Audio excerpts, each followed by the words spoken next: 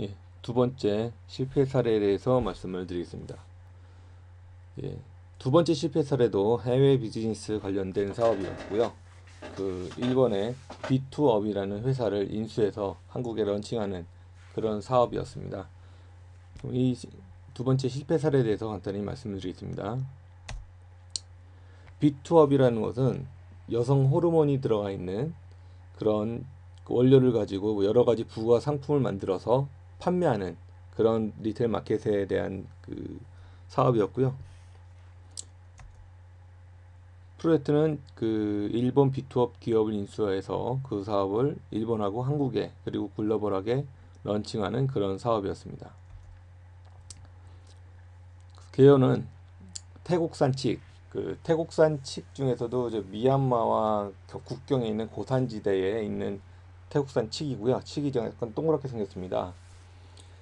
칡 중에서 칡은 암칡과 수칡이 있어요. 그래서 우리나라도 암칡과 수칡이 나눠져 있고요. 우리나라 칡에서도 암칡에는 여성 호르몬, 수칡에는 남성 호르몬이 함유되어 있습니다.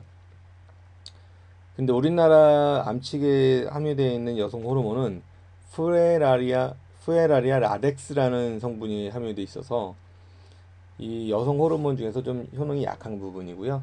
이 태국산 암칙에 포함되어 있는 내용은 푸에라리아 미리피카라 그래서 여성 호르몬제가 국산 칡보다는 한 100배에서 1000배까지 많이 함유되어 있는 그런 내용 그런 칙이었습니다.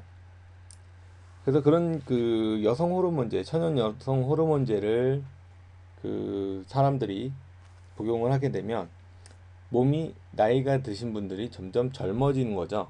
그러니까 몸의 세포 분열이라든지 아니면 뭐 탄력이라든지 가슴도 약간 업되는 그런 현상이 나타날 수 있습니다. 그래서 그런 보조 식품과 화장품 사업을 주로 했던 부분이 B2업 사업이었고요. 배경은 이걸 추진하게 된 배경은 2005년도에 아나운서 김성주 씨가 하는 아침마당에 있었습니다. 김성주의 아침마당이라는 프로에 일본에서는 씻기만 해도 가슴이 커지는 껌이 있다라 그래가지고 비투업이란 제품을 직접 스튜디오에 가져와서 보여주면서 일본 현지에서 녹화까지 해서 한 15분 정도 분량의 방송 내용이 있습니다. 그것을 보고 한국에 들어오면 괜찮겠다라고 생각을 했었습니다. 그때 이제 한국에는 구체적인 리셀러나 그런 부분은 없었고요. 그 보따리상 쪽을 통해서 들어와서 껌하고 사탕은 유통이 되고 있었습니다. 그리고 강남에서 부유층에 계시는 사모님들 대상으로 해서 암암리에 복용하시는 분이 꽤 많았고요. 이 비투업이란 브랜드가 그래서 꽤 많이 알려졌던 그런 브랜드, 나름대로는 꽤 많이 알려졌던 그런 브랜드였습니다. 일본 회사였고요. 일본 회사를 말씀드리면 비투업의 대표는 나카야마라고 나이는 60년생 정도 되고요. 키는 좀 작았습니다. 60이 안 됐고 좀 재미있는 사람이었죠. 50 키가 나이도 뭐 50대 그 당시 그리고 키도 뭐 60한 이상 정도 되는데 참 결혼한 세 번을 하고 그리고 뭐 첫째 와이프랑 난 딸과 둘째 와이프, 셋째 와이프랑 같은 회사에 근무하는 참 재밌는 회사였습니다. 그 현황을 보면 후지산 밑에 야마나시라는 지역이 있습니다. 우리나라로 보면 한 해남 정도 된다고 하더라고요. 땅값이 일본 전체 중에서 밑에서 몇 번째 정도로 저렴하다는 그런 야마나시 지역에 위치해 있었고요. 태국에서 원료를 수입해서 사탕, 껌, 커피, 화장품 등을 만들어서 유통하는 그런 회사였습니다. 뭐 커피는 F컵 커피라고 해서 만들어서 유통을 했고요. 제품이 한 포트폴리오 한 20개 정도 쭉 만들어져 있었고 계속 개발을 하고 있었습니다. 뭐 다른 제품 만들 때 조금씩만 섞어서 들어가는 부분이기 때문에 그렇게 뭐 제품 개발하는데 어렵진 않았었고요. 그 후드참 밑에까지 제가 여러 번 찾아갔었죠. 나카야마가 이제 다른 사업을 하고 싶어 하더라고요. 나카야마 대표는 이 사업을 한 10년 정도 해봤는데 돈은 벌리지만 다른 뭐 사업을 하고 싶어서 이 회사와 그 태국에 있는 원료 2톤의 재고를 같이 매각하는 그런 사업 일이 있었습니다. 그래서 그걸 제가 캐치를 해서 일본에 넘어갔었죠. 인수 과정을 보면 저희 일본에 한 3번 정도 계약하기 전에만 한 3번 정도 출장을 갔습니다. 그래서 3번 정도 야마나시까지 출장을 갔고요. 일본 동경에 도쿄에서 기차로 한 3시간, 2시간 반, 3시간 정도 이제 쭉 들어가야 되는데 그 야마나시에 내려서 나카야마랑 미팅을 하고 그리고 그 공장 실사하고 주위 환경 조사하고 다시 도쿄 나와서 그 시장 조사하고 이런 걸 한 3번 정도 반복을 했습니다. 그리고 마지막에 갔을 때 이제 계약을 하고 그 계약금을 현금으로 지급을 했습니다. 이 나카야마도 은행 거래를 싫어하더라고요. 그래가지고 현금으로 달라고 해서 그때 당시 수천만 원 되는 돈을 엔화로 바꿔서 주머니 넣고 나가서 그 지급을 했습니다. 그리고 이제 그 계약서는 일본말과 한국말 그리고 영어로 해가지고 3개를 만들어서 공증을 받았습니다. 그래 받아가지고 도장을 찍었고요. 그리고 국내에 있는 껌과 사탕의 재고를 인수를 받았습니다. 근데 이제 껌과 사탕의 유통기한이 있죠. 식품이다 보니까 유통기한이 2년인데 대부분이 1년이 넘은 상품들이었어요. 그래서 그 부분을 유통하기는 쉽지 않았고 좀 양심의 가책도 있고 그래서 그 유통을 하지 않고 그냥 무상으로 주위 분들한테 또는 모르는 사람들한테 이렇게 시범으로 뿌려봤습니다. 그리고 이제 중도금을 줘야 되는데 또 그 많은 돈을 가지고 나갈 수가 없으니 들어와라. 그래서 일본의 나카야마와 그 밑에 재무이사 그리고 딸 그 셋이 들어와서 한국에 한 3박 4일 있으면서 그 중도금은 한화로 지급을 했습니다. 그 중도금 지급과 동시에 이제 KFDA에 식용 가능 식품 요청을 했습니다. 이 부분이 왜 그러냐면 이 프에라리아 미리피카 성분 자체는 식용이 불가로 되어 있습니다. 그 돼지 발정제 또는 돼지의 그 젖붙이기 위해서 쓰는 그런 그 식품으로서 허가가 나 있었고요. 사람이 식용하는 부분에 있어서는 부적합하다라고 표시가 되어 있었습니다. 근데 여러 군데를 찾아가서 확인해 봤는데 왜 부적합한지에 대한 이슈는 얘기하지 못하더라고요. 그래서 지속적으로 노력을 해서 그 X라는 부분은 지웠어요. 근데 X가 동그라미가 되는 것까지는 처리하지 못했습니다. 그래서 X라는 거 지우는 것까지 여러 차례 식약청에 질의를 하고 일을 해서 그 부분을 통과시켰습니다. 그리고 이제 일본에서 제조하는 부분도 있고 국내에서 제조하는 부분도 있어야 되기 때문에 양쪽으로 그 공장을 좀 서베이를 했습니다. 일본에서 완제품 제조해서 들어올 경우에 품목마다 허가사항이 들어가는 부분이 좀 있었고요. 그리고 물류 비용도 있고 그래서 그 원료를 태국에서 직접 가져와 가지고 그 한국에서 제조하는 것도 필요할 것 같아서 그 업체를 서베이를 했었습니다. 그리고 이제 또 다른 상품 개발에 착수를 했는데요. 제일 만만하게 접근할 수 있던 부분이 이제 비타민제였습니다. 그 레모나 같은 그런 티에다가 살짝 그 한 8%인가 10% 이내의 첨가물에 대해서는 그 신고 사항이 아니라고 하더라고요. 허가 사항이 아니고 그 그냥 비타민제로 나갈 수 있다라고 얘기를 듣고 그 제품 개발까지 착수하게 되었습니다. 그리고 무상 체험 결과 참 재밌는 현상이 나타났는데요. 73세, 70세, 62세 여성들이 생리를 제기하게 됐습니다. 벼랑간 그 하혈을 해서 병원에 가서 큰일인 줄 알고 종합 진찰을 받아봤는데 생리였다라는 분들이 있었고 이게 그래서 여성의 몸을 젊어지게 해주는구나라는 걸 확신을 갖게 되었습니다. 그래서 굉장히 연세 드신 여성분들이 이 부분에 민감하게 생각을 하고 있다는 것도 확인해서 있었고요.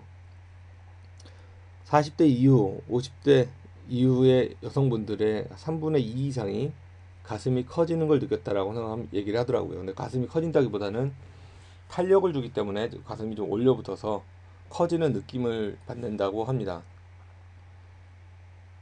그리고 이제 갱년기 여성일 경우에는, 갱년기 여성은 대부분이 그 여성 호르몬제를 처방해서 받거나 하죠. 근데 이 천연 호르몬제를 복용하다 보니 그, 그 얼굴에 홍조라든지 이런 갱년기 증상이 많이 없어졌다라는 얘기를 했습니다. 수익 분석을 잠깐 보시면 비트업 캔디와 껌이 있었어요. 그 캔디 같은 경우에 그 일본에서 제조해서 메이드 인 재팬으로 가져오는데 원가가 4불, 껌은 3불이었습니다. 그리고 제가 넘기는 도배 원가가 2불, 20불, 그 2만 원이었고요. 캔디는. 그리고 껌은 15,000원이었습니다. 소비자가는 캔디가 6만 원, 껌은 4만 5천 원까지 판매가 됐습니다. 근데 누가 캔디를 6만 원이나 주고 누가 껌을 4만 5천 원에 주냐라고 생각하실 수 있는데요. 실제로 강남의 사모님들한테 이게 판매될 때는 캔디 같은 경우 10만 원까지 판매가 됐던 제품이었습니다. 단순히 그냥 그 눈깔 사탕처럼 이렇게 큰 알맹이 사탕인데 그 안에 약간의 그 칡가루가 들어가 있는데 그 부분이 여성 호르몬제를 작용해서 그 여성들을 좀 더 젊어지게 해주는 그런 효과를 발휘하다 보니까 굉장히 이슈가 됐던 그런 제품이었죠.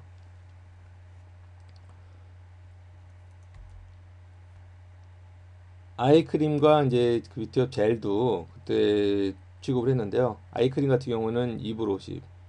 좀 예쁘게 생겼죠? 케이스로 은박으로 해가지고 메탈 칼라 형식으로 해서 만들어서 도매가가 8,000원 넘겼고 소비자가는 13,000원. 그리고 젤은 제가 1불 50에 받아서 일본에서 제조해서 가져오는 단가가 1불 50입니다. 제조 원가죠. 그리고 이제 도매 단가 5,000원에 넘기면 소비자가 15,000원 했습니다. 아이라인까지는 이해를 했는데 바디젤이 왜 필요한가 했거든요. 근데 실제로 여성들은 바디젤로서 몸 마사지, 특히 가슴 부위에 마사지를 함으로써 탄력을 준다 그러면 많은 분들이 구매를 하는 걸 확인하였습니다.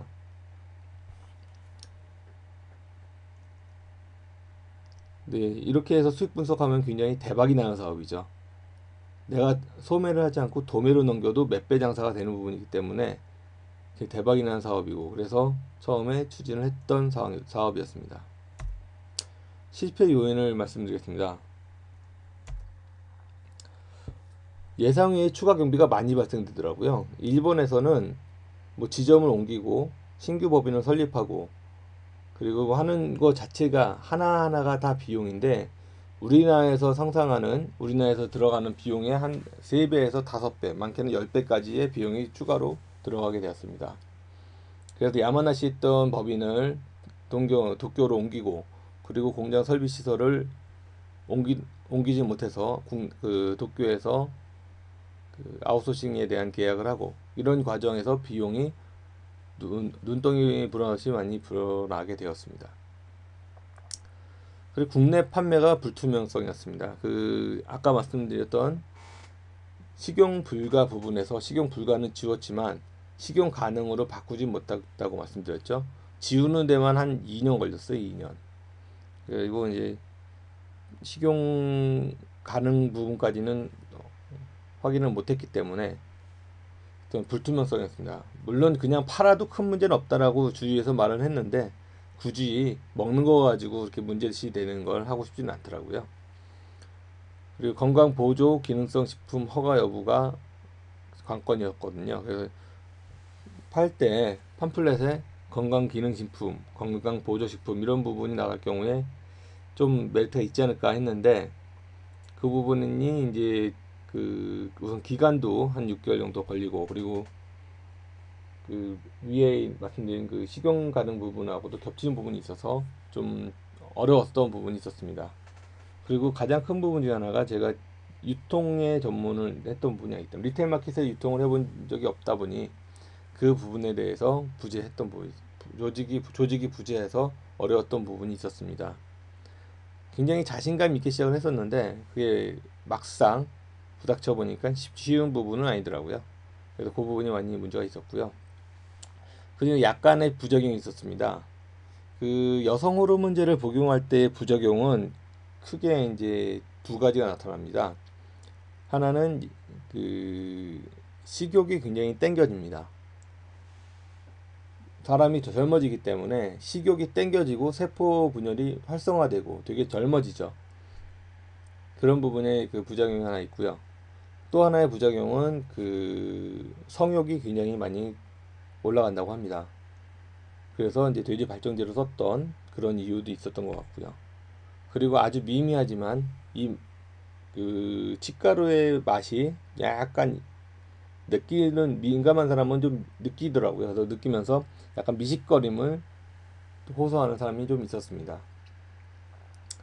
그래서 이런 과정에 거쳐서 그 일본 회사 인수는 마무리했지만 실질적으로 사업을 추진하는 데 있어서는 그 보따리상으로 추진하던 거 일부 외에는 그 사업을 추진하지 못하였습니다. 그래서 법적으로 해결되지 않는 부분이 많다 보니까 더 이상 진도를 나가지 못하고 사업을 정리하게 되었습니다. 한 7, 8년 전 얘기네요, 벌써. 예. 그래서 이렇게 해서 그 두 번째 실패 요인을 설명을 드렸습니다. 많은 도움이 되길 바랍니다.